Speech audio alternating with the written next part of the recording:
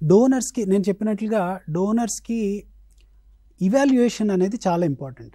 అది టెస్ట్ చేసేటప్పుడు థరోగా వాళ్ళని ఇవాల్యుయేట్ చేసి వాళ్ళకి రిస్క్ అసెస్మెంట్ చేసి completely normal and future risk, కేవలం ఇప్పుడు నార్మల్ ఉంటే సరిపోదు, సే ఏజ్ ప్రకారం రిస్క్ ఉంటుంది. సే ఫర్ ఎగ్జాంపుల్ ఒక 60-65 year old person kidney donate చేసేటప్పుడు వేరు, ఒక 40 ఇయర్ ఓల్డ్ పర్సన్ డొనేట్ చేసేటప్పుడు వేరు.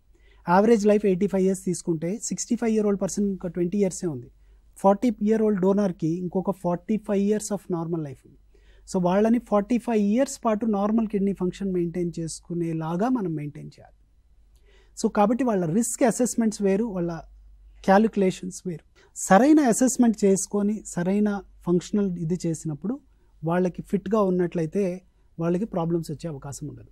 మీకు సింపుల్ మాటలో చెప్పాలంటే, కొంచెం సైంటిఫిక్గా చెప్పాలంటే, కొన్ని స్టడీస్లో కిడ్నీ డోనర్స్కి యావరేజ్గా లాంగర్ లైఫ్ ఉంది దాన్ నార్మల్ పీపుల్. ఇది ఎందుకంటే వాళ్ళు సే ఫర్ ఎగ్జాంపుల్ 50 ఇయర్స్లో వాళ్ళు ఇవాల్యుయేషన్ చేసి వాళ్ళు ఫిట్ ఫర్ డొనేషన్ అన్నాం అనుకోండి, హోల్ జనరల్ పాపులేషన్తో కంపేర్ చేస్తే వాళ్ళది generally they are healthy people, అంతే కదా. కిడ్నీ ఇవ్వగలిగేంత నార్మల్గా ఉన్నారంటే they are normal people. That is the first reason. Second thing is that